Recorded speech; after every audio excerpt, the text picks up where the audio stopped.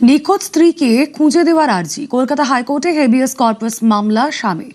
সেই মামলার তদন্তেই টানটান নাটক। গোপন জবানবন্দিতে স্ত্রীর দাবি স্বামী অত্যাচার করেন, বিবাহ বহির্ভূত সম্পর্কও রয়েছে। এই সত্যি লোকাতেই নাকি মিথ্যে মামলা দায়ের। পাল্টা স্বামীর বিরুদ্ধে তদন্তের নির্দেশ হাইকোর্টের।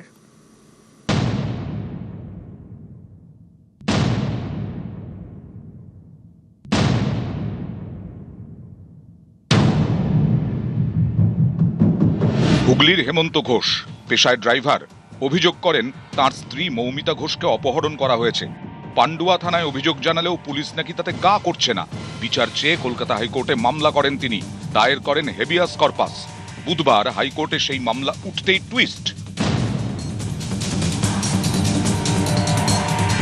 ঘটনার সূত্রপাত 2025-এর 27শে মে।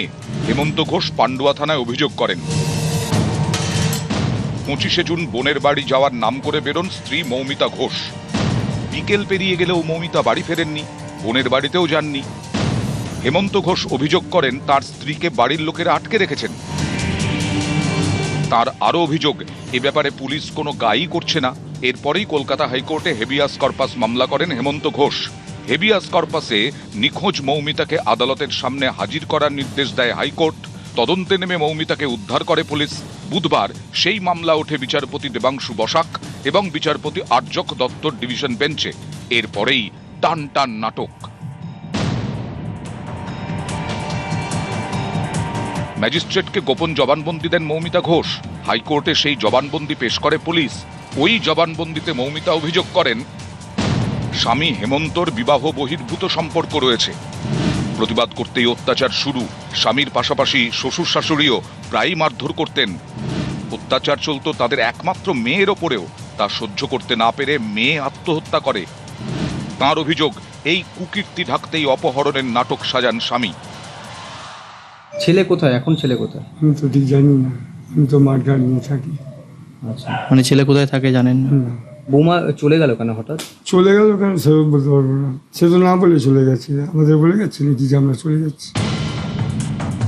স্ত্রীর বয়ানের ভিত্তিতে স্বামীর বিরুদ্ধে পান্ডুয়া থানাকে তদন্তের নির্দেশ দেয় আদালত। 24শে অগস্টের মধ্যে রিপোর্ট পেশ করতে নির্দেশ। অর্ণব হাজরা, নিউজ 18 বাংলা। চাকরির টোপ দিয়ে লুধিয়ানায় নিয়ে গিয়ে সল্টলেকে যুবকের কিডনি চুরির অভিযোগ। গ্রেফতার সল্টলেকেরই এক যুবক। হাসপাতালে নিয়ে গিয়ে অভিযোগকারীর সঙ্গে দেখা করলেন খোদ স্বাস্থ্যমন্ত্রী। পুলিশ সূত্রে খবর, ধৃত ব্যক্তি জেরায় জানিয়েছেন কিডনি পাচারে জড়িয়ে ভিন রাজ্যের বড় চক্র। কাজে লাগানো হতো মিডলম্যানদের। ভালো কাজের টোপ দিয়ে ভিন রাজ্যে নিয়ে গিয়ে যুবকের কিডনি চুরি। এ রাজ্যের কিডনি পাচারকারীরা কি ভিন রাজ্যেও নেটওয়ার্ক তৈরি করে ফেলেছে? বিধাননগর দক্ষিণ থানায় দায়ের হওয়া একটি অভিযোগের প্রেক্ষিতে চাঞ্চল্যকর এই প্রশ্ন সামনে আসছে। সল্টলেকের সুকান্তনগরের বাসিন্দা মঙ্গল মণ্ডল।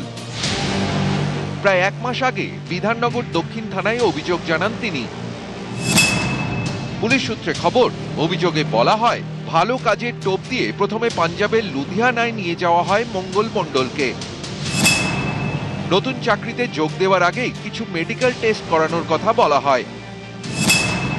এরপর মেডিকেল টেস্টের নামে তাকে অচৈতন্য করে শরীর থেকে বাঁ দিকের কিডনি বের করে নেওয়া হয় বলে অভিযোগ। একটা কমপ্লেন এসেছিল আমাদের কাছে, একটা kidney forceful extraction of kidney হয়েছে উইদাউট কনসেন্ট। এই কমপ্লেনটা আসার পরে আমাদের কাছে আমাকে আসতেই হলো। আমরা প্রিলিমিনারি কথাবার্তা বললাম। এখানে গ্লাভস ফ্যাক্টরিতে এই ছেলেটি কাজ করতেন। একে বলে যে আপনার এর থেকে অনেক ভালো কাজ দেবে। অভিযোগ পাওয়ার পর বিষয়টি স্বাস্থ্য দপ্তরকে জানায় পুলিশ। এই ঘটনায় বুধবার সল্টলেকের সুকান্তনগরেরই এক বাসিন্দা প্রভাস মণ্ডলকে গ্রেফতার করা হয়েছে। তদন্তের মধ্যেই অভিযোগকারী মঙ্গল মণ্ডলকে বিধাননগর স্টেট জেনারেল হাসপাতালে ভর্তি করা হয়। বুধবার রাতে হাসপাতালে গিয়ে তার সঙ্গে কথা বলেন খোদ স্বাস্থ্যমন্ত্রী। ঘটনা সম্পর্কে খুঁটিনাটি জানতে চান শারদ মুখোপাধ্যায়। অভিযোগকারীর মেডিকেল টেস্টও করানো হয়। সল্টলেকের বাসিন্দাকে প্রায় 1800 কিলোমিটার দূরে লুধিয়ানায় নিয়ে গিয়ে যেভাবে কিডনি চুরির অভিযোগ উঠছে তা মারাত্মক। স্বাস্থ্যমন্ত্রীর বক্তব্য অনুযায়ী অভিযোগকারী তাকে জানিয়েছেন ভালো কাজ ও ভালো পারিশ্রমিকের আশ্বাস দিয়ে প্রথমে তাকে লুধিয়ানা নিয়ে যাওয়া হয়। লুধিয়ানায় প্রথমে একটি হোটেলে মঙ্গল মণ্ডলের থাকার ব্যবস্থা করা হয়। সেখানে শাকিল নামে একজনের সঙ্গে পরিচয় হয় তার। অভিযোগ, এরপর লুধিয়ানা স্টেশনের কাছে একটি বাড়িতে মঙ্গল মণ্ডলের থাকার ব্যবস্থা করা হয়। নতুন কাজে যোগ দেওয়ার আগে তাকে মেডিকেল টেস্টের কথা বলা হয়। লুধিয়ানার স্থানীয় একটি হাসপাতালে ইঞ্জেকশন দেওয়ার পর মঙ্গল মণ্ডল অচৈতন্য হয়ে পড়ে বলে অভিযোগ। ঘুম থেকে ওঠার পরে তিনি দেখেন শরীরে তীব্র যন্ত্রণা, সর্বত্র নল লাগানো, পেটে সার্জারির বড় দাগ। আল্ট্রাসোনোগ্রাফিতে জানা যায় বাঁদিকের কিডনি বাদ পড়েছে। 4 দিন পর হাসপাতাল থেকে ছুটি পেয়ে কলকাতায় ফেরেন মঙ্গল মণ্ডল। থানায় অভিযোগ জানান তিনি। না, লুধিয়ানা থেকে নিয়ে গিয়ে একটা স্টেশনের কাছে একটা ঘরে রাখা হয়, তারপরে ওকে একটা হাসপাতালে নিয়ে যাওয়া হয়। সেই হাসপাতালে একটা চ্যানেল করা হয়, আইভি লাইন বা আইভি অ্যাক্সেস। তারপরে সেখানে একটা ইঞ্জেকশন দেওয়ার পরে ঘুমিয়ে পড়ে। সেখান থেকে ওঠার পরে ও দেখে যে ওর সর্বত্র নল সব লাগানো রয়েছে, থার বেদনা থাকে এবং তারপরে নিজেই অবগত হন যে পেটে একটা জায়গায় বড় কাটা দাগ। ফিরে আসার পরে এখানে তো আমাদের থানায় কমপ্লেন করেন। থানায় কমপ্লেন করার পরে প্রভাস মণ্ডল নামক ব্যক্তিটি তো গ্রেফতার হয়েছেন শুনলাম, তারও কিন্তু একটা কিডনি নেই। পুলিশ সূত্রে খবর, ধৃত প্রভাস মণ্ডল জেরায় জানিয়েছেন কিডনি পাচারে জড়িয়ে ভিন রাজ্যের বড় চক্র। একাধিক মিডলম্যানকে দিয়ে কাজ করানো হতো। গোটা বিষয়টি খতিয়ে দেখছে স্বাস্থ্য দপ্তর। কতগুলো জিনিস যেন মিলছে না, একটু সন্দেহজনক। সেটা যে এ চলে গেল, কথা মানে বলার প্রায় আধ ঘন্টার মধ্যে সে ট্রেনে উঠে পড়লো। কোনো জামা কাপড় বাড়ির লোক মানে নিজেও বলছে কিছু না নিয়ে গেছি। সোজা গিয়ে নামলো লুধিয়ানা। অঙ্গদান, জীবনদান, কিন্তু এই মহৎ কাজের নাম ভাঙিয়ে অসাধু কারবারের অভিযোগ দীর্ঘদিনের। কিডনি পাচার রুখতে ভবিষ্যতে আরো কড়া আইন আনা যায় কিনা তা খতিয়ে দেখা হবে বলে জানিয়েছেন স্বাস্থ্যমন্ত্রী। অনুপ চক্রবর্তী, নিউজ 18 বাংলা। ফের চম্পাহাটির বাজি কারখানায় বিস্ফোরণ, বেআইনিভাবে কারখানা চালানোর অভিযোগ। বাজি ফেটে গুরুতর জখম এক মহিলা সহ 2।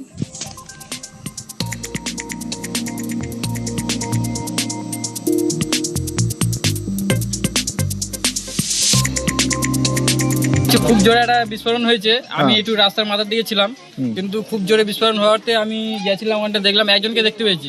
তা আমি সে একজন দেখলাম মহিলা, তাকে আমি নিয়ে আসলাম এখান থেকে। আর দুজনকে আমি দেখতে পাইনি, দুজন চলে গেছে। টোটাল 5 জন ছিল, তার মধ্যে 2 জন কোথায় গেছে যায় না, আর 3 জন ছিল কাজ করছিল। তার মধ্যে 2 জন তোমার হচ্ছে ওই দিক দিয়ে পালিয়েছে, আর একজনকে মহিলাকে নিয়ে এসছি আমরা।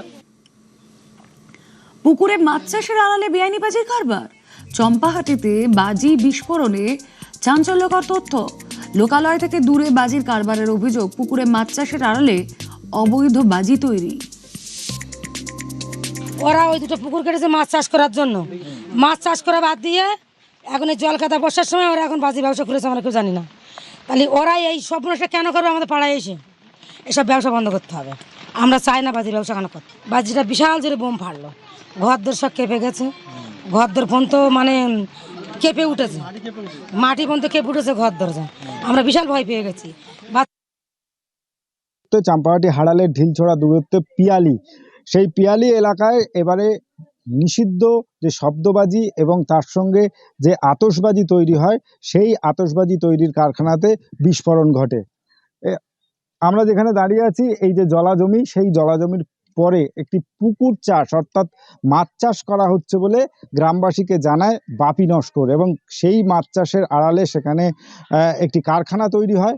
বাইরের থেকে লোকজন আসে এবং এখানে এসে অবৈধভাবে তারা বাজি তৈরি করছিলেন, আর সেই বাজি বিস্ফোরণ হয়। একজন মহিলা, তার সঙ্গে আরও একজন কর্মচারী আহত হয়েছেন। স্থানীয় মানুষজন তাদেরকে উদ্ধার করে। দমকলের ইঞ্জিন ঘটনাস্থলে আসে এবং তার সঙ্গে বারুইপুর জেলার অতিরিক্ত পুলিশ সুপার অতীশ বিশ্বাস সহ একাধিক পুলিশ কর্তারা আসেন। ঘটনার তদন্ত হচ্ছে বলে তারা জানিয়েছেন এবং এই ঘটনার সঙ্গে যারা যুক্ত রয়েছেন তাদের বিরুদ্ধে আইনানুগ ব্যবস্থা গ্রহণ করা হবে। গ্রামবাসীদের দাবি যে এইভাবে যে নিয়ম না মেনে যে বাজির কারখানা তৈরি হয়েছিল সেটা বন্ধ হোক এবং এর সঙ্গে যারা রয়েছে তাদের প্রত্যেকের শাস্তি হোক।